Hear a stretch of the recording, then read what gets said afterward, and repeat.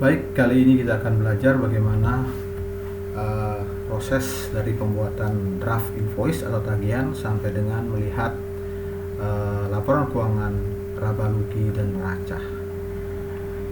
Pertama, kita akan mempelajari bagaimana membuat draft invoice, lalu bagaimana mengkonfirm invoice tersebut sehingga menjadi open invoice, artinya invoice yang belum dibayarkan.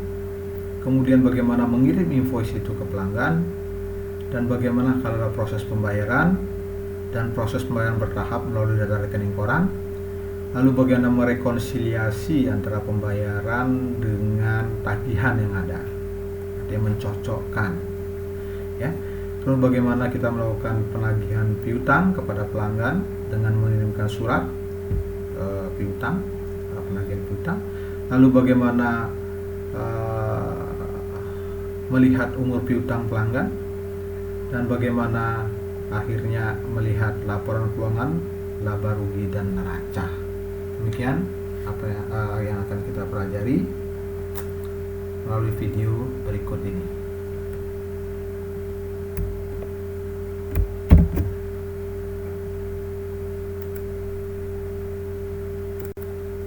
Kita mulai dengan membuat invoice, maka kita klik accounting.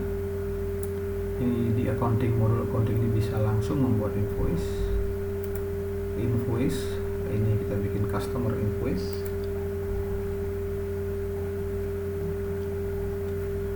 Misalkan kita create, okay. Customernya kita siapa namanya, misalkan Tri Dharma Wisesa, ya. Customer, kemudian apa invoice date-nya, kapan, ya. Misalkan tanggal 21. Karena invoice penjualan, sales personnya siapa, kemudian produk yang dibeli, katakan dia membeli Dell Inspiron sejumlah 5 unit yang mereka beli. Pajaknya ini 10% pajak keluaran, ya. Kemudian setelah selesai, sudah dilihat, di save dulu. Ini masih draft invoice, ya. Dan ketika kita sudah cek dengan kebenaran pesanan mereka, kita bisa validate. Dengan validate, maka invoice kita akan diberi nomor secara otomatis, ya. Validate.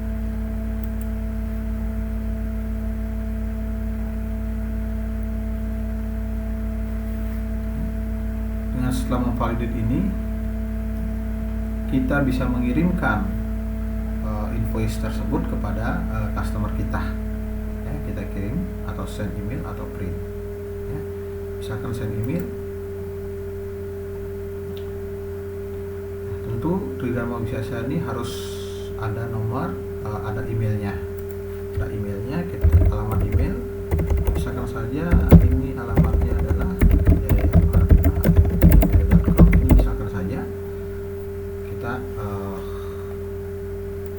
Tri Dharma Wisesa ini emailnya adalah sebagai berikut. Kita save. Nah, di sini akan muncul informasi bahwasanya dia PT Tri Dharma Wisesa, here is your invoice dengan nilai sekian dari Edu. Nah, ini semuanya bisa disetting menggunakan bahasa Indonesia nantinya, ya. Dan invoice-nya ini bisa terlihat.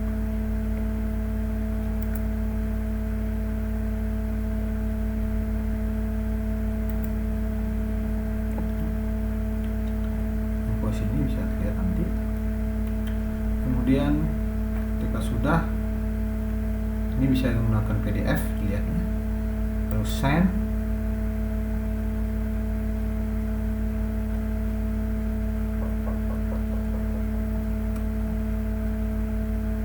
Maka invoice ini memiliki status send.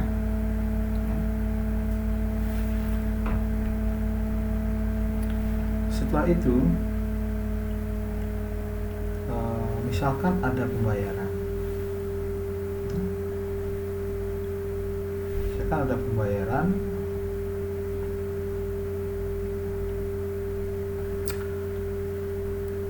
Tapi sebelum pembayaran kita lihat dulu apakah jumlah yang terbentuk dari transaksi invoice 2016-001 ini.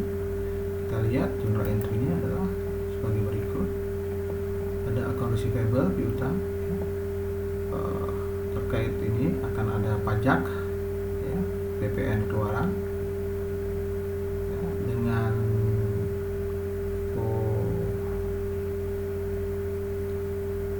HPP sekian, kemudian barangnya ini sekian, dan product sales ini adalah nilainya sekian, ya, product sales. Ini kira-kira transaksi yang terbentuk dari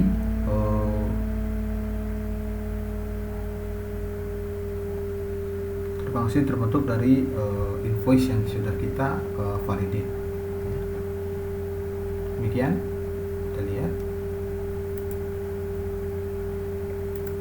Kembali lagi ke invoice. Nah, kemudian misalkan ada pembayaran, ya.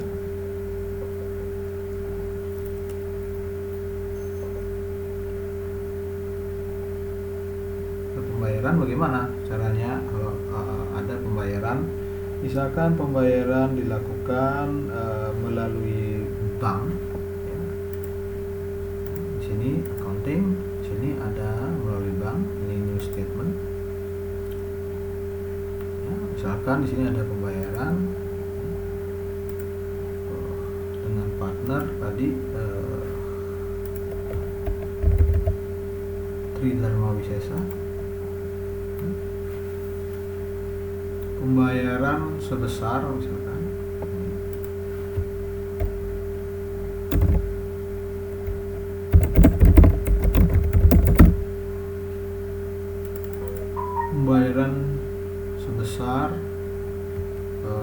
katakanlah pembayarannya sebesar 15 juta karena ini merupakan pembayaran bertahap.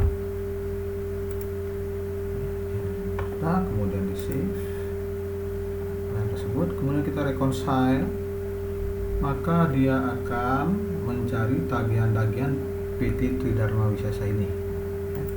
Reconcile, ya. Sini pembayaran piutang 15 juta, utangnya adalah sebesar 20. Ini kita klik saja sehingga dia akan saya ke partner or choose a counterpart.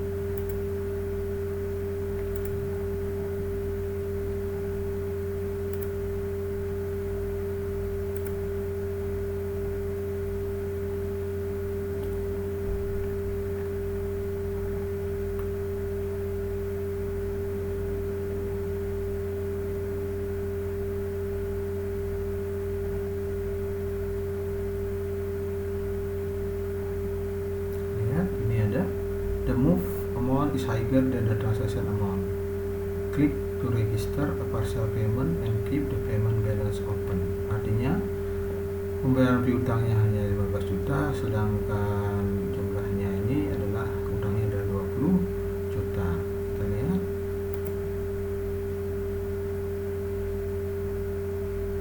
Ada open balance.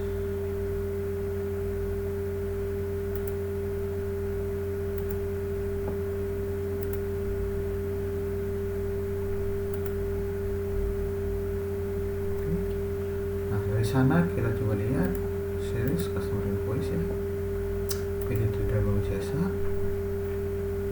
Bisa dilihat di sini total tagihan 20,69500. Di sini ada bank sebesar masukan sebesar 15 juta sehingga bisa di-add satu invoice, ya, paid.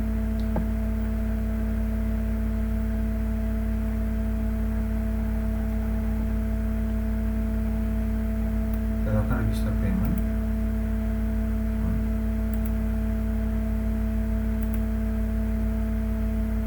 Nah, bagaimana payment amount yang 5 juta, sisa yang itu seperti apa? Ya, ini berarti masih ada sisa tagihan sekian. Kalau kita register payment, maka untuk membayar yang sisa tagihan 5069. Kita lihat sekarang di sini Dharma Wisesa, total tagihan nilai sekian, sisa tagihannya 5 juta, kemudian masih open. Nah, misalkan saja dibayar sekarang 5 juta saja, 69.500-nya dianggap lunas. Saya klik, terjadi pembayaran register payment sebesar payment jurnal melalui bank, terjadi pembayaran sebesar bukan 569 tapi 5 juta saja, dan dianggap yang 5 juta itu 69.500 sudah dianggap terbayar, ya. Maka kita klik mark of invoice as fully paid. Nah, post difference in ini termasuk masukin ke biaya saja, artinya ini kan kurang bayar, ya, kurang bayar, dan itu dimasukkan ke dalam biaya untuk sementara, ya.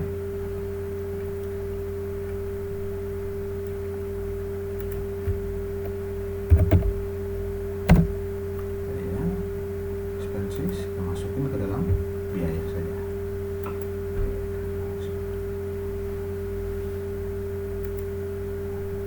Ya, nah kita lihat ini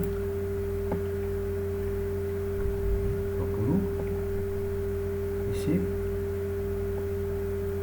stock interim account, ya, sekian. Demikian pembayaran invoice. Dan ini sudah dianggap lunas, ya, tidak ada beban lagi, ya. Nah, bagaimana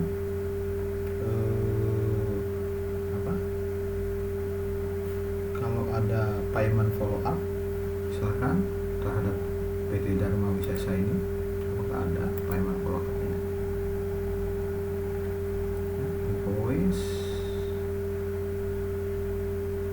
Sudah di invoice dan terbayar semua, artinya sudah tidak ada lagi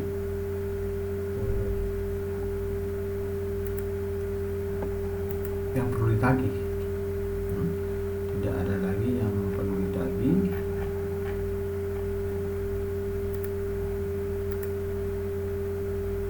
terhadap customer PT Dharma Wisesa.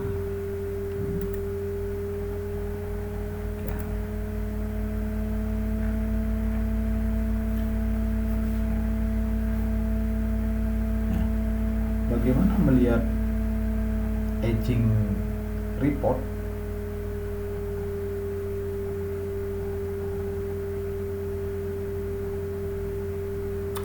Untuk melihat aging report, di sini ada age receivable. Tapi karena di sini sudah tidak ada yang ditagih, maka tidak terlihat tagihan.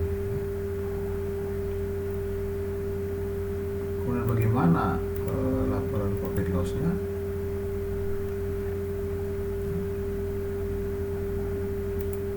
Kita akan lihat ada product sales, ya, sebesar 18.245 dari product sales-nya. Kemudian expenses-nya ini.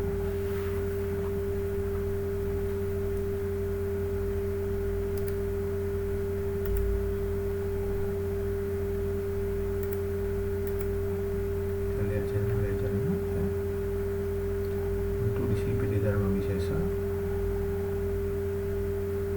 8245. Kenapa di sini ada counterpart bank transfer 69.000? Ini adalah nilai yang di write off, artinya dianggap lunas 69.500.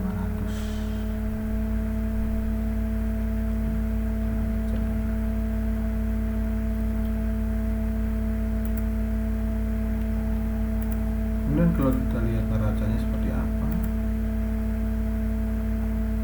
di sini tentu akan berdampak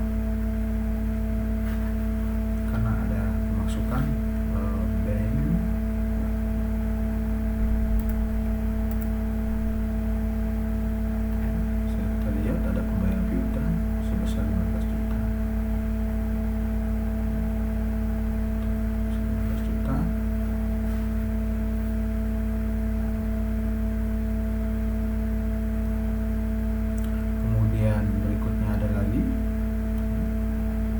juta, dan sisanya itu masuk ke expenses.